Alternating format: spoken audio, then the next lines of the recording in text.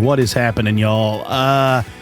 As you can tell by the title, this one is the OTC or whatever anybody wants to call it. You can call it whatever you want. This is the over-the-counter with me and this other knucklehead, Mr. Filson, sitting across the table from me. We've been a gap in the shows because Kyle died. And we brought him back to life. He's zombie Kyle. No, Kyle, you want to elaborate with your smoky voice, the fact that you, not just you, but your entire family has been battling the bird flu. Yeah, the avian flu, dengue fever. I mean, it was bad, yes. It is horrible. Yeah, I apologize, folks. We weren't able to do the show last week. I was sick. For 4 days, I was throwing up. My throat was bad. My head was congested. You ought to see this guy. My voice now even doesn't sound that good. It all started with our youngest, Luke. He's 7 years old. Dengue so about fever. A week or almost 2 weeks now, he was the first to contract whatever this was. He was patient zero. He was patient zero in the household. So, one late night, he was sleeping and threw up everywhere. Had to clean that up. And then we put him in bed with us. And then he threw up again all over our bed. So we had to, one of the quilts I just drug out in the front yard and just threw it in the front yard. I'm like, I'll hose it off tomorrow. It's 3 a.m. Yeah. I ain't jacking with it. And I don't know about you. There's a lot of things I can take. No. Vomit is one of the ones. I don't know why. I don't know if it's the sound. I don't know if it's the smell. But for whatever reason, in our household, it's well known. You can't deal with it. I don't deal with the vomit. Like if it's poo, pee, blood, I'm your man. I'll take care of it. If there's a snake around, I got spiders sometimes, depending on the size and speed. But vomit, dude, I am out. I saw Hazel Cat throw up, and I started getting sick one time. Anyway, so we'll get more to the vomit thing in a second. Oh, no. So Luke was sick first, right? So he missed like a day or two of school, and he finally started feeling better. So he went back to school. No big deal. About a day or so later, Jacob got sick. Mm-hmm. Next thing you know, I come home from work, and Jacob's at home. I'm like, what's up with Jacob? Oh, he's sick. Same kind of thing as Luke had. He home from school one day. The next day he went back to school, felt a little better. About 2 days later, Caleb gets sick. Now Caleb's got it. Same kind of deal. Caleb had more of an earache though. His ear was bothering him.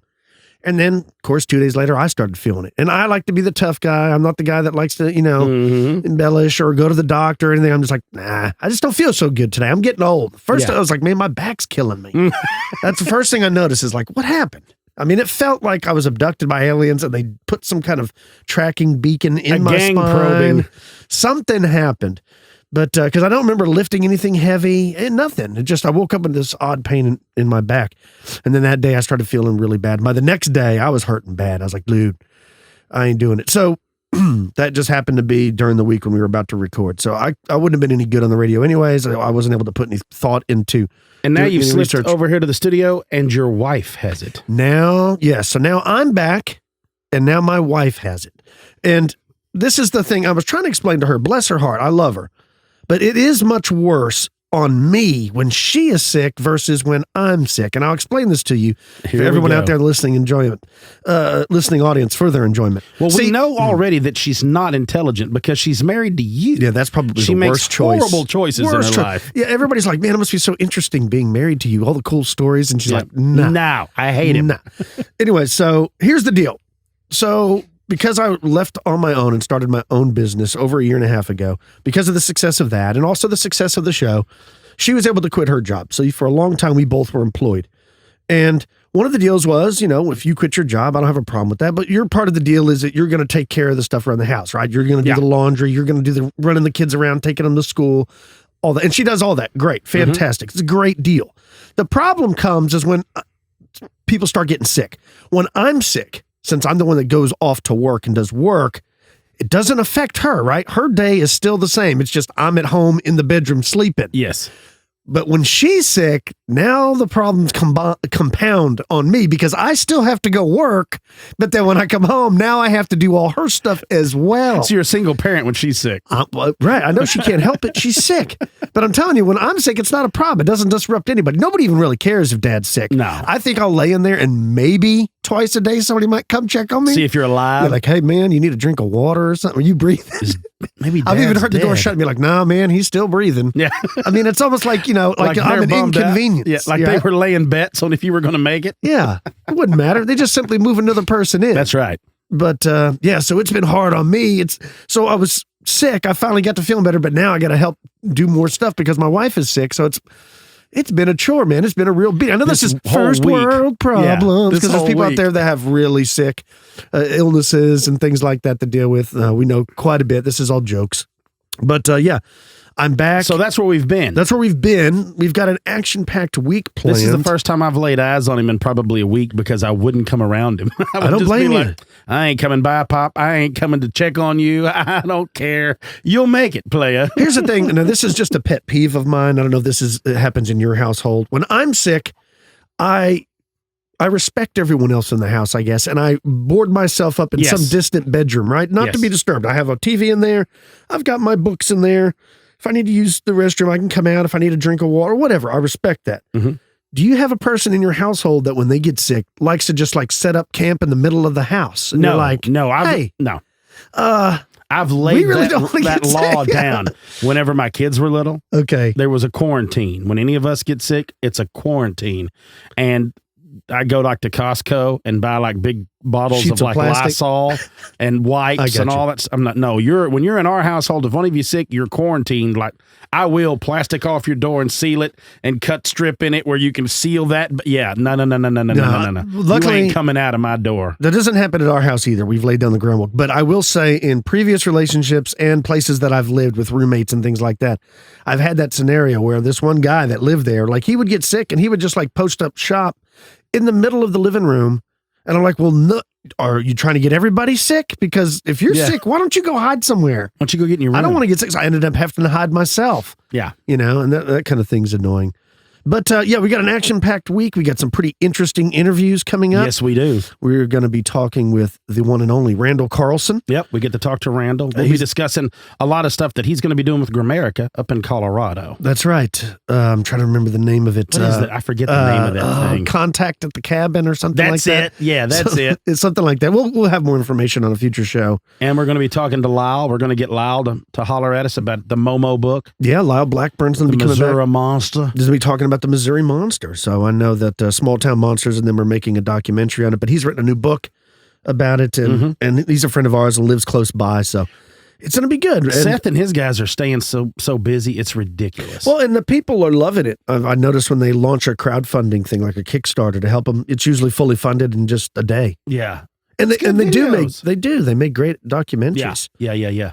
And then we got more equipment coming. We got some new equipment coming. That's right. That we stumbled upon totally accidentally.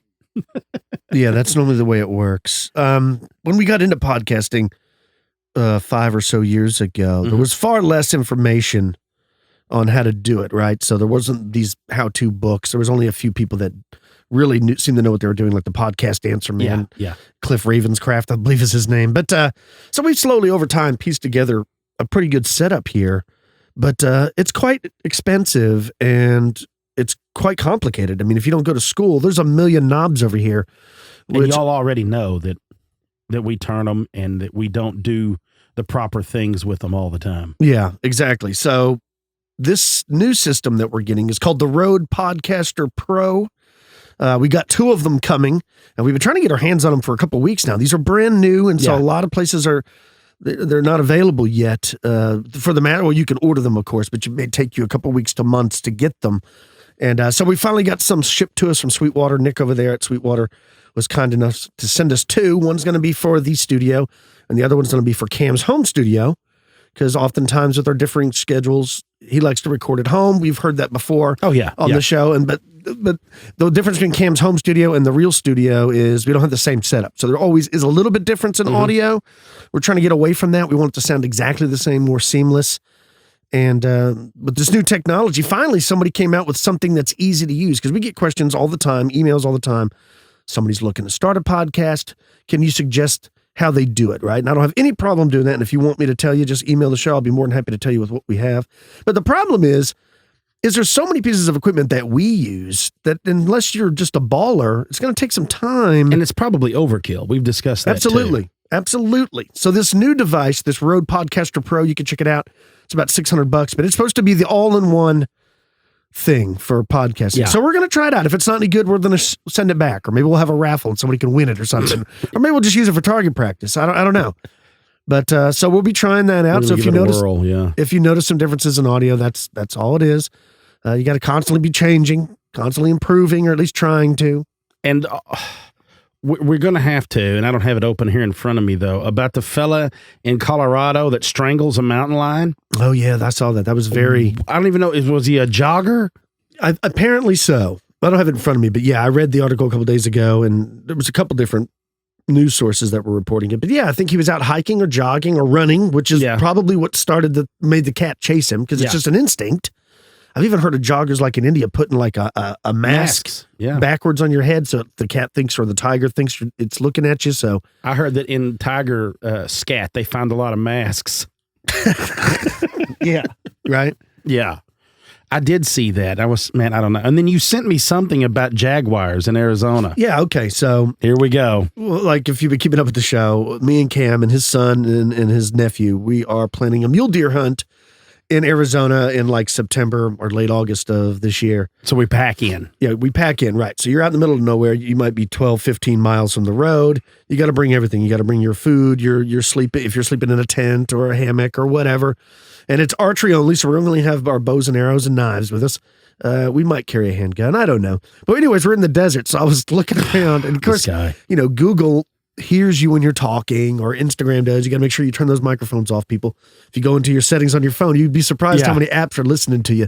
But you're probably aware of that. If you start talking about monster trucks, all of a sudden you'll start getting ads for monster truck show coming up.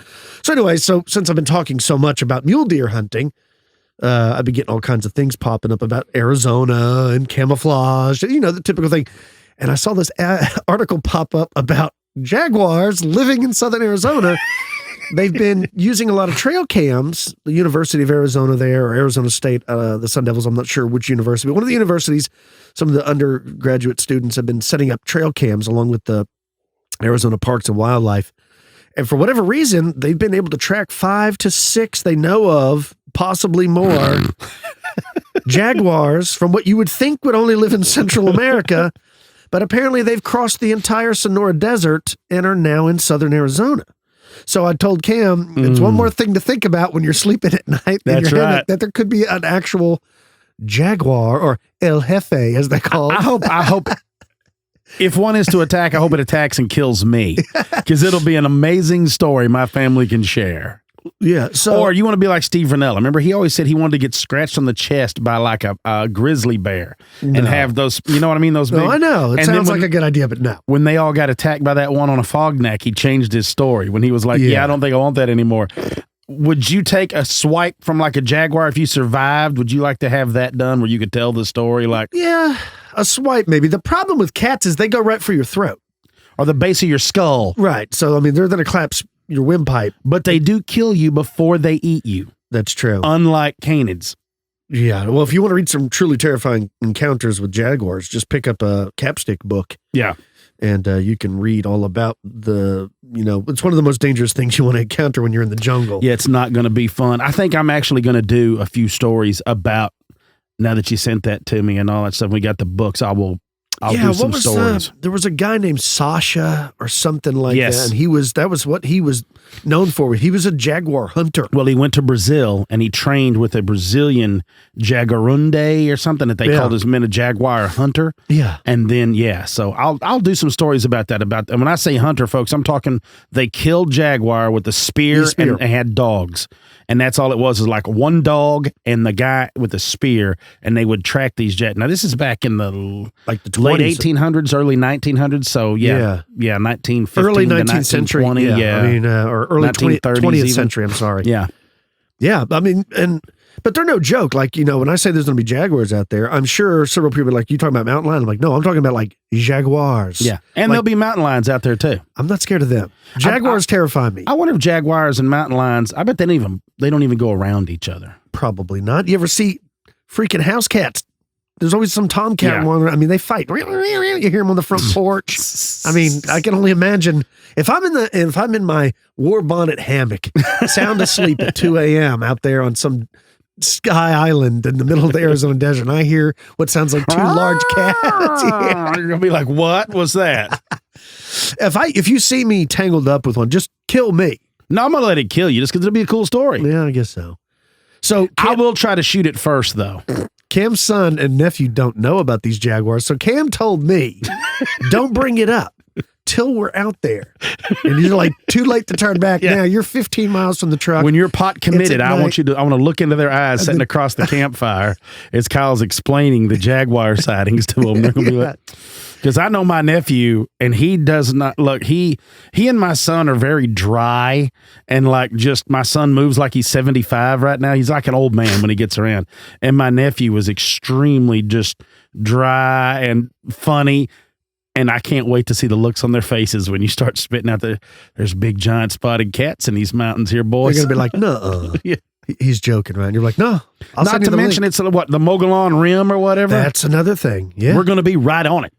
You know, speaking of Jaguars and the Mogollon Rim, do you think that some of the strange sounds that people have reported could be Jaguars? Yeah, it could be something like that. That's what I'm always talking about. There's so many of these sightings that we report on, whether it's Cryptozoology News or Phantoms and Monsters or wherever these sightings come from. That's one of the things I'm always talking about is if you're not aware that that animal's even there, when you hear a strange sound in the woods, your mind can kind of fill those gaps and you start thinking, well, that sounds like a yowie. Yeah. That sounds like a Sasquatch, when in reality, it's a Jaguar with a busted windpipe or something like that. You don't... damaged, from fighting or something. You don't know. That's true. You know, that's why I hate these ghost shows or these documentaries where it's always at nighttime and there's people like, did you hear that?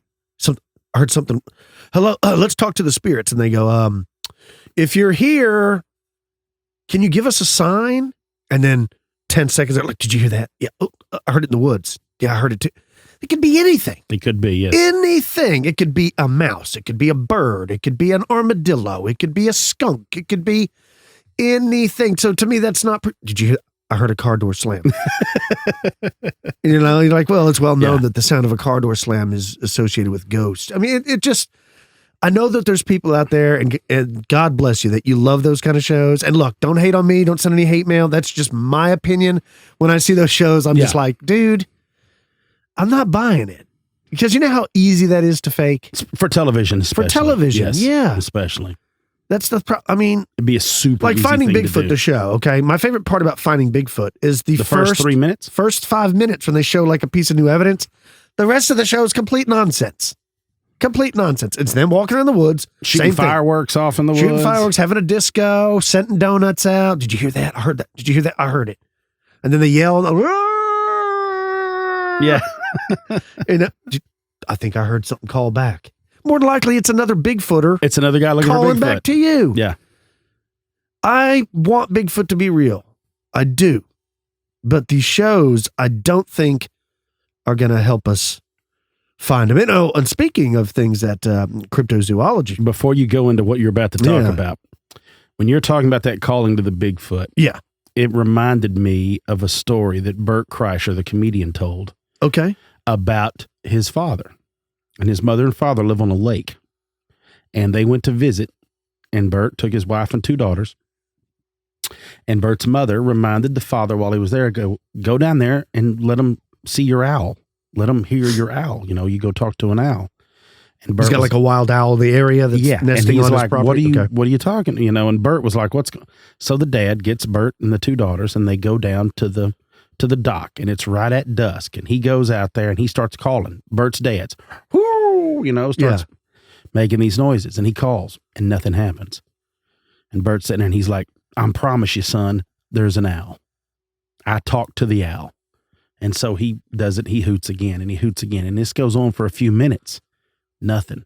So they're about ready to leave, and the daughters are walking around the side of the dock, getting back up on the bank and whatnot, and this, that, and the other, and the dad hoots again, and then they hear it. It calls back, right? Uh-huh. So he starts calling, and the other owl starts calling, and Bert's dad's excited, just out of his mind excited, right? And he's like, oh, yeah. And one of Bert's daughters is like, Dad, come here. Comes over there, and Bert goes, she points. Way down there on the other side of the lake, you can see a guy standing on the dock, another old man, and he's going, whoo! He's calling, and he hears them, and them old men can't see each other. So they think. And Bert tells the story. He said, I can only imagine the wife of the other old man running into the kitchen going, honey, your owl's back. Quick, get down to the dock. And he runs. They're calling back. Now, I tell you that to tell you this. I have had friends on multiple elk hunts bugling and calling elk and cow calling, and all of a sudden they're like, he's right here, They're he's thinking, right here. I'm a calling machine. And 40 yards away, another bow hunter will pop up looking around. You're like, oh man, they've called each other. Yeah, because they're both just closing in on one another. Like, man, Steve, he is quite the bugler. Checking it every time we go, we get. Yeah, they're doing there's cow calls and bleats, and then next thing you know, they've called in other bow hunters. It's one of those things. But that's a hilarious story. Yeah. But you think about how many times does that happen? Well, probably far more than you realize. Probably far more than a Bigfoot has ever called back to somebody. Yeah, right. I mean, it's just one of those things. My favorite recording of the Bigfoot. So the samurai Bigfoot. You do it better than I do. Go ahead. Yeah, just like that. They're mad samurai, and I love it. I love that recording. I would love to believe that that's real. My favorite part is kudos off to the guy that came up with that, because that use that idea. Guy, if it's not real, it's not real. Yeah, that's a great invention. I would like to just see Bigfoot talk to each other like that, because it sounds like one's dressing the other one down for something that he did. What if Sasquatch or Bigfoot actually came across the land bridge from Asia and they actually do talk like Japanese samurai people? Wouldn't that be awesome? Is it any crazier than thinking they're out there to start with? Exactly. We found one finally. And his name is Jojo. Whoa, and dog he's face fluent boy in Japanese. Yeah, that would be wild, right? He loves him some sushi. That's right. Or as Luke calls it, sushi. Dad, you gonna get some sushi? I'd love some sushi. Yeah, how crazy. Yep, well, I mean, why not? But yeah, that is one of my favorite.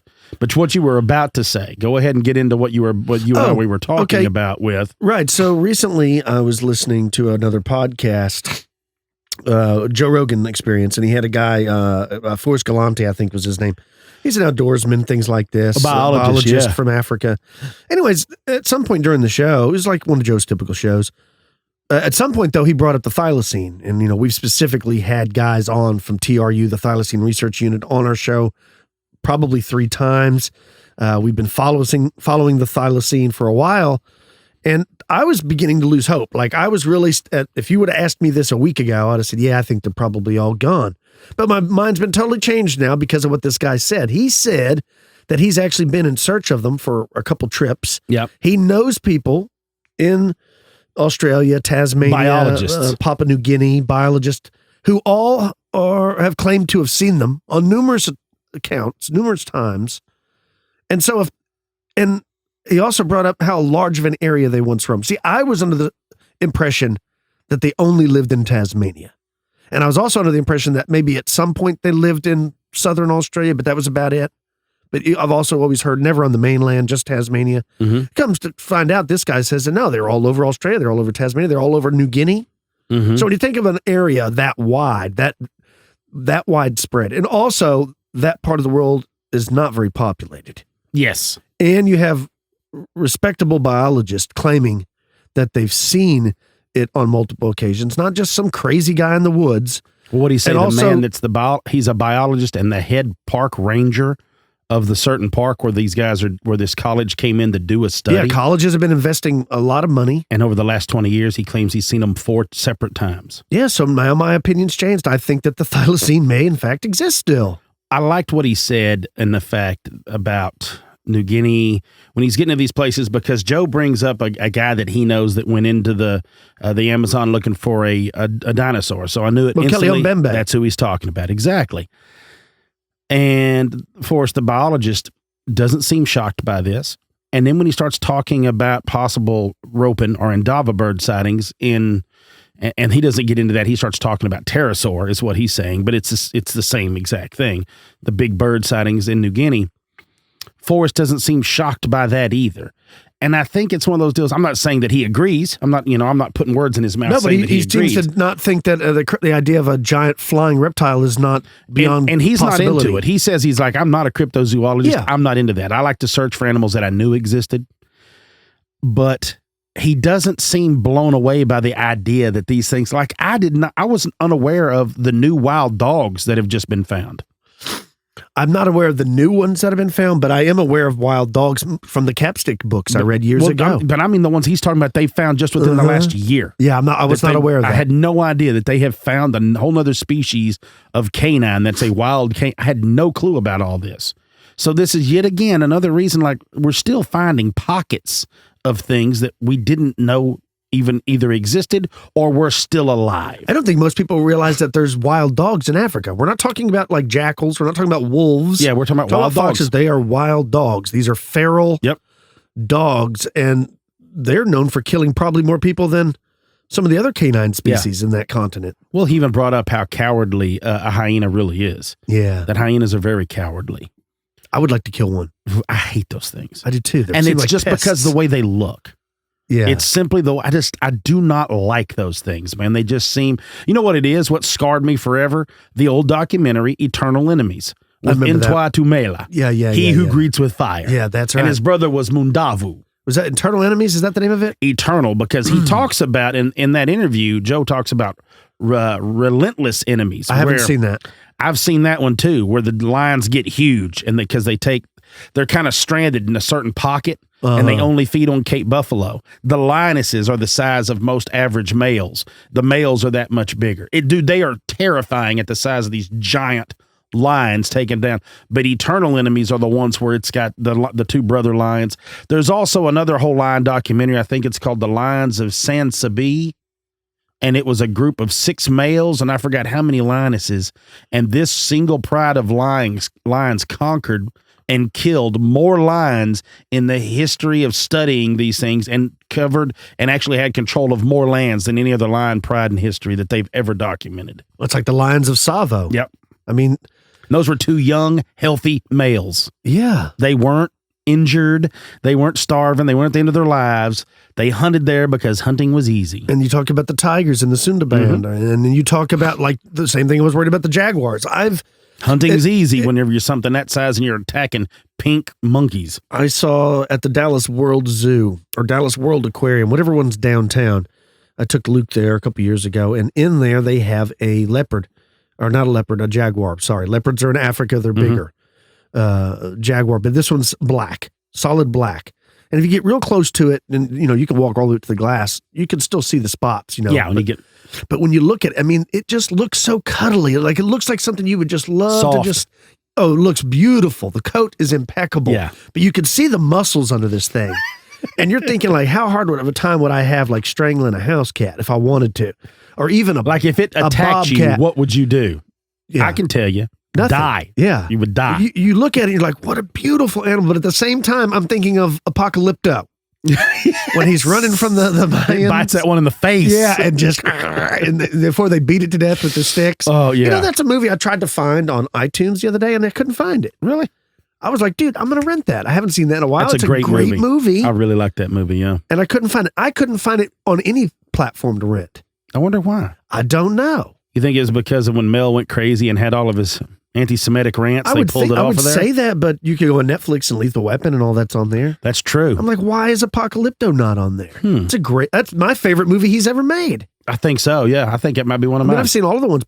Look, he knows how to pick them, right? Passion of the Christ and stuff like that. I mean, he made more money than anybody when you start directing stuff like that. But Apocalypto? That's a great film. I chalked that right up there. My wife, she's not into subtitles. Like I tried to get her to watch that years ago. But she'll watch that one. Oh, really? Yeah. I tried to get my wife to watch it years ago. About halfway through it. So I see her. She'll check her phone, put it down. What's funny is to go look those guys up that were in that movie. Yeah. And go back and look at the other movies they were in. All the guys like the Chief. He's been in several movies. There's a bunch of movies you're going to see these guys in that you were like, I did not know that was them. I'll leave it to you to know their names. Probably. Yeah. You probably know the names, where they grew up, what high school. I did know the Chief's name, and I forgot who it was. No. Well, it's the same thing as when you watch Hostels. When you go back and see it's Wes Studi in Hostels, and you back up and see how many movies he's been in. The movie Apocalypto, I think what happened is I saw the movie and I really liked it. But then I read War God by Graham Hancock, which made me want to watch Apocalypto again, because when you start, reading about Montezuma, and I think it's good to read. I didn't read. I haven't read the last Apocalypto. I've read them all. I think it's good to see Apocalypto, but I don't think it's as accurate as the depiction that he gives in the book. Oh, absolutely not. You know what I mean? But it's a good primer. Like if you want to read those books, watch Apocalypto first before you read the book, so you can kind of have an idea of what life was like, what you're getting into in that whole time. Yeah, I've only read the first two. I haven't had the time to read the third one.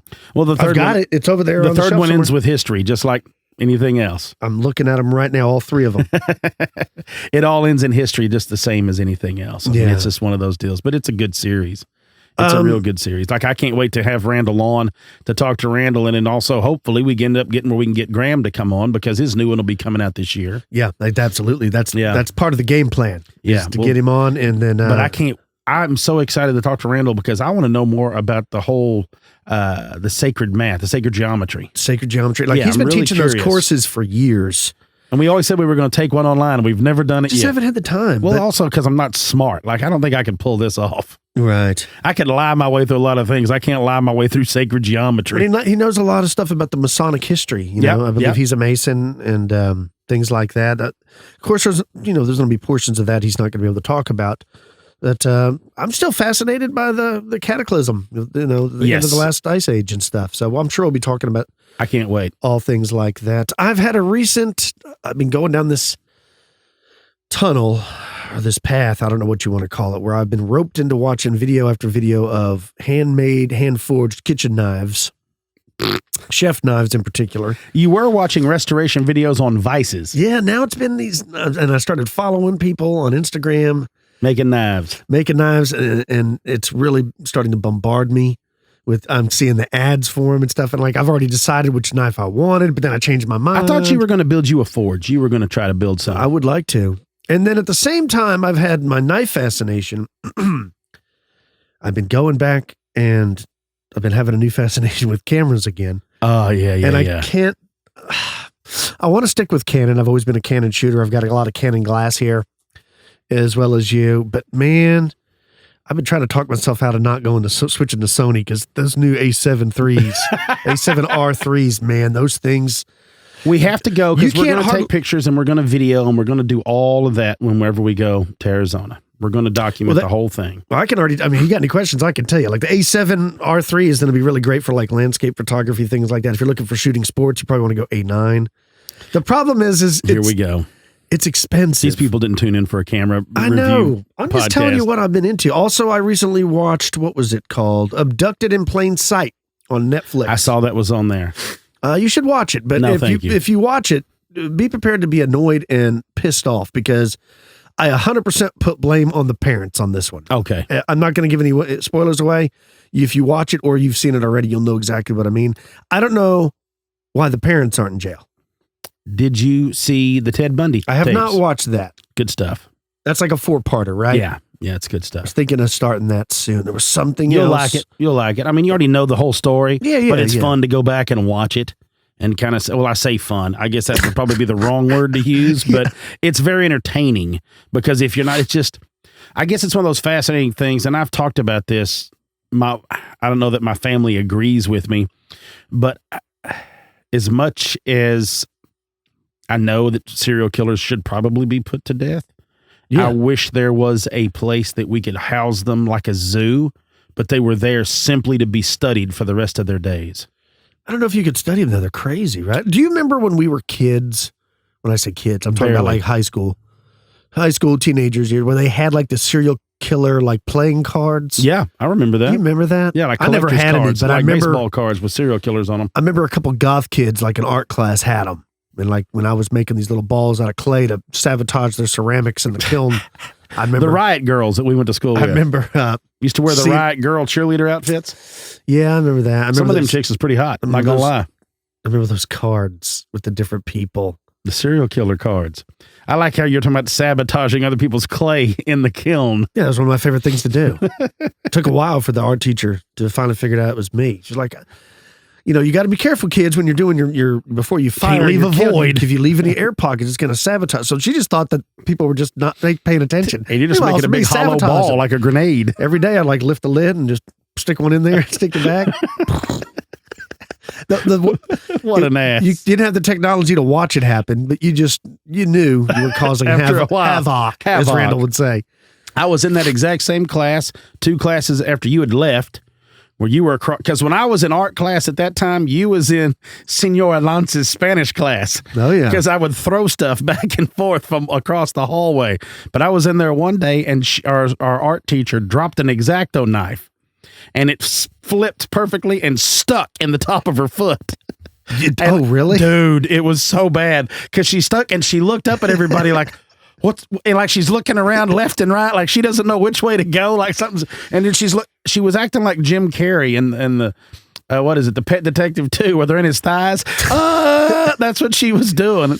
And good thing she didn't pull it out. She just started walking. She's like, I'll be back. I better head to the nurse. And she's like limping towards the nurse.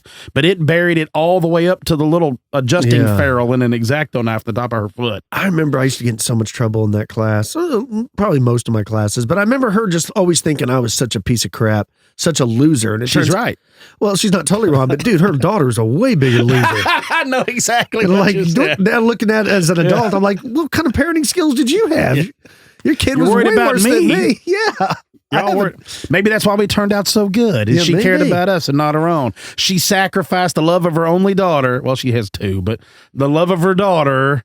Yeah, no. I got a story I was going to share, and I didn't think about this at all until it came up this weekend. And I forgot who I was. Somebody had asked me about it that I had told it years ago.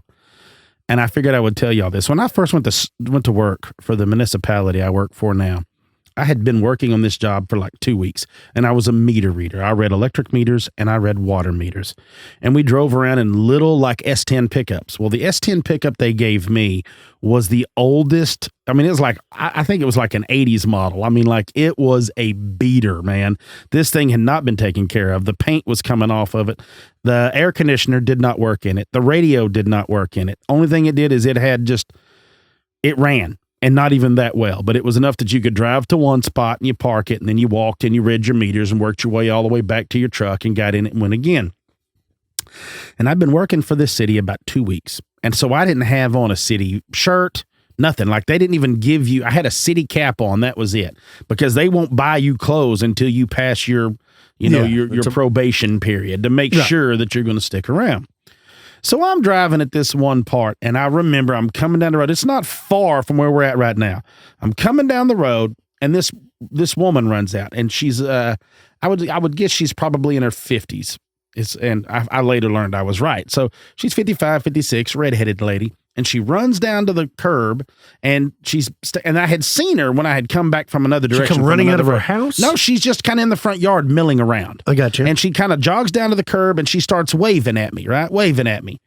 And I'm like, what does she want? So the first thing I think of is, what if she needs something, and I drive on by like I don't see her, and then it's something and then that's how I get in trouble with my job. Yeah, something crazy, So I'm like, I better stop to see what she wants. So I pull up to the curb, and I got both windows down on this little truck, right? Because it's hot. It's in the summertime. This old gal is wearing a tank top, no bra, and like short shorts. Okay. It's only when I stop on the curb I realized that she is a meth head. Like she is like spun off. And it's at this point I realized I made a mistake. Yeah. I should have punched it, but now I'm committed. I'm already stopped. She leans down in the window with her hands on the hood of the little truck, right? So she's got up on the cab. She puts her hand up here, one on the mirror, and she like leans down into the cab. All I see are sores on both of her arms. Oh. And she's got like meth breath, and she's leaned in the window. I don't know what that smells like. You don't want to know. And she's like, hey, baby. And I'm like, is everything okay, ma'am? Because I'm thinking there's a problem. She's like, yeah. She goes, honey, you got any money? She flagged down a city truck. She's so high, she doesn't even know it's a city truck. Right. She just flagged one down. And I go, instantly, this is me being a dummy. Instantly, all I can think of is like, well, I've always read those signs on a pizza truck. They're not allowed to carry more than 20. So I go, no, ma'am. They don't allow us to carry money while we work here at the city.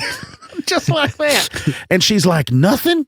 And I go, no, I don't have any cash.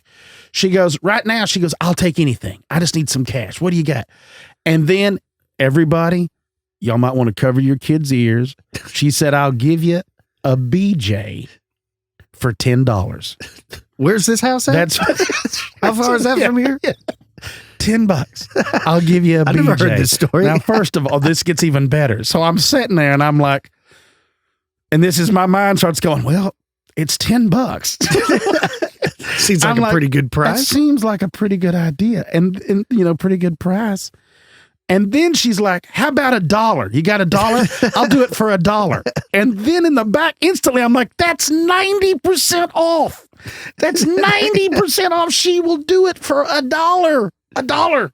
I'm like, and I got money. I mean, I got $1, but the windows aren't tinted. No. So I'm like, no, ma'am. She goes, you don't even have any change. And I'm thinking, what can I get out? If I gave her $0.25, what's she going to do to me? Go away. I'm almost wanting to pay her to leave at this point. So I'm like, no, ma'am. No, and I got to get to work. She goes, all right, darling, you have a good day. And she slaps the cab of the truck on top like I'm launching a rocket. Good job. Boom, boom. I drive off. As I drive off, I go about a block and I stop and I call one of the dispatch ladies at City Hall. And I'm like, hey, look, I just got propositioned by this old crackhead gal. And when I had pulled away, she had flagged down another truck behind me. Another one had pulled in. So I'm like, he may have fell for her wily ways, So I have told him at City Hall. So I go on about and finish my route and I come back to work. And this has only been like an hour and a half since I've seen her. And I pull back to work. And your brother-in-law's truck's in front of her place. Yeah. I've got 4 friends. Kyle's over there. There's like 6 cars of people I know in front of her house. All of them with a crisp faux quotas. Which brings me back to the cameras. Yeah. So as I get to City Hall, I get out and I walk in. Well, it has traveled like wildfire. I'll bet. Those prices, how can you blame it? Right, we're cutting prices. So as I walk in, all the girls back there are waving dollars, laughing.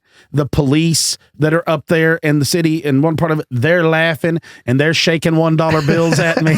And I'm like, I've been here 2 weeks and this whole thing. So one of the officers I know very, very well. I'd known him before he was an officer, and I've known him this whole time and all this. He comes over there to me and he goes, you met Denise? And I'm like, what? And he goes, Denise. And I was like, okay. He goes, the old gal that hit on you. He goes, don't feel bad. You should have. He goes, most of the time it's her and her daughter out there flagging people down. I go, both of them? He's like, yeah. He goes, we already went and picked her up and had to talk to her for what she did to you. But she's like, I guess there's really not much. Yeah. What can they?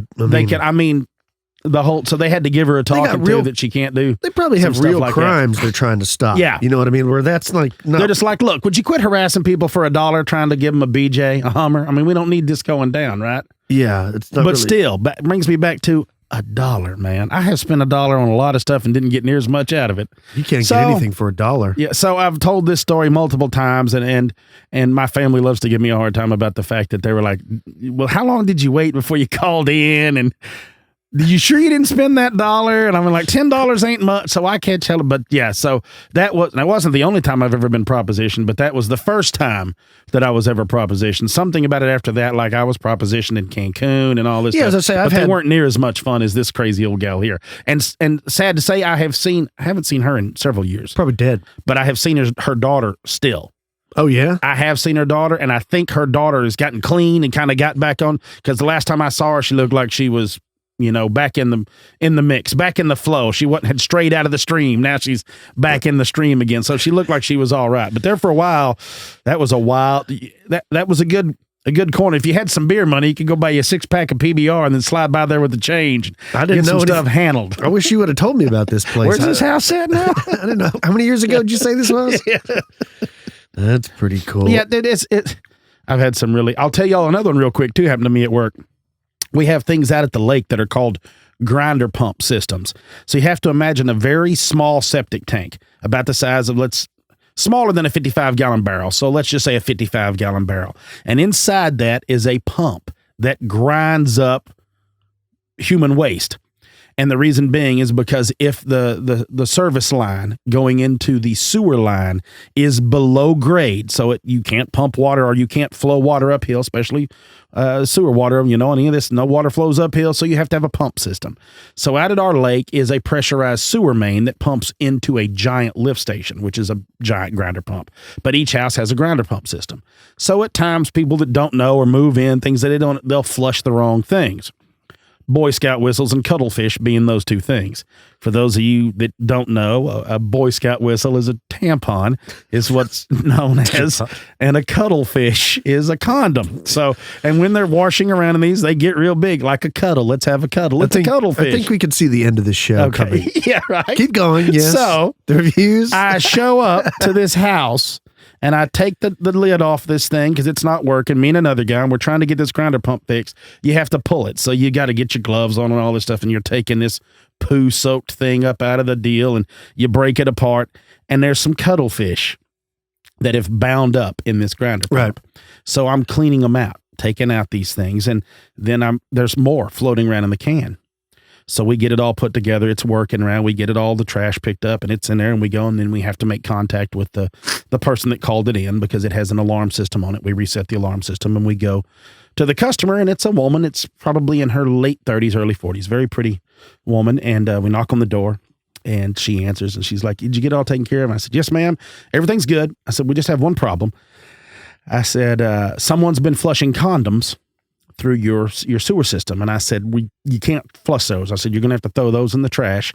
I said, it won't handle them. I said, the machine will not chew those up. Right. And she gets this blank stare of pure hatred on her face. She said, what did you say was in there? And right then I knew I done messed up. Not just you. Oh yeah. And I go, not just you.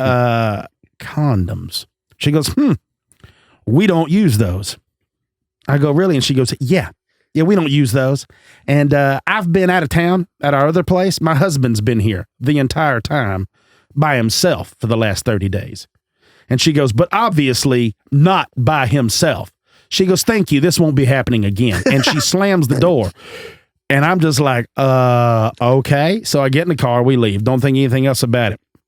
About 45 days later, there's a whole bunch of man stuff packed and stacked all out on the curb and a for sale sign in that yard of that house. I'm like, somebody lost all they could. Got caught. Man, you can't be playing around like that. You're going to get caught. Didn't think he'd get caught. Didn't think he'd get caught. Got caught. Yeah. Yeah, that's a crazy story. And then I have some more hunting stories and stuff, but we got to keep coming up with more stories. We got to tell them more about Larry and all that stuff too. Yeah, we'll get to that on the next show. If you have any, but this week we are going to be playing catch up. We're going to be pumping out more the elite shows, and then we're going to do the show. Randall's show will probably be next week. We'll probably release that next week, but we'll do another one for this week. Yeah, we'll pump one out for this week. We just wanted to get something out to y'all to tell y'all where we've been and what's been going on, and that Kyle was near death. I was near death, but I am back now. I'm feeling good. He looks like hell still, but well, yeah, he sounds a little bit better. I do sound better than I was. A couple days ago, I'm telling you, man, I was bad. I was bad. I haven't had that much sleep in 5 years, probably. You sounded real rough when I talked. Well, you dropped off my new bag, and you can tell I just You were just like barely moving. I'm like, yeah, this dude's something. And that's before you got real sick. You were just like, something don't feel right, man. Yeah. Something don't feel right.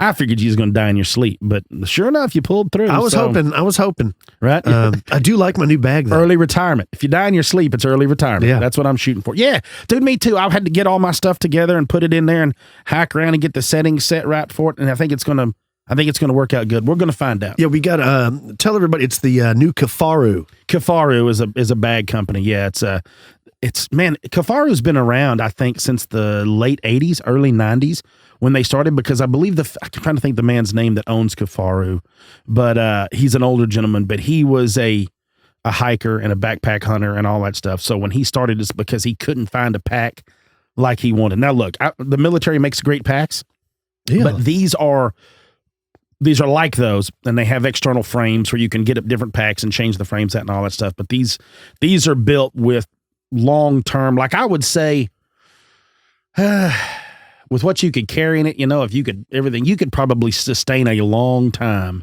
out of this pack if you kept your gear in it, and all this stuff, and was able to get your food and all that stuff together. You would probably be able to sustain a long trek in this thing here. Yeah, it looks multiples. It's pretty cool. It's got that carbon fiber frame on it. It's and everything. Lightweight. Yeah, it's rigid and lightweight. I can't wait to give it a whirl. The quality looks amazing. So big shout outs to Kafaru. Yeah. Check them out if you want to, if you're looking in the market to get another pack. Now you're packing your compound. I'm packing my stick bow. Yep. And it's going to be lightweight.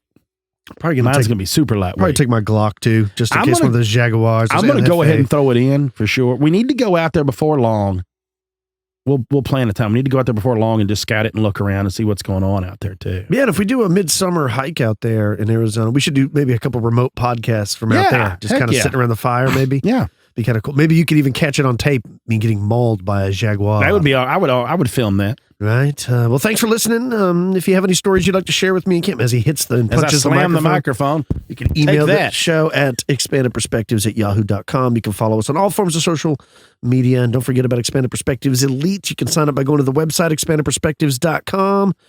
Clicking on the Elite tab and signing up $5 a month gets you additional episodes every month, as well as access to the entire back catalog.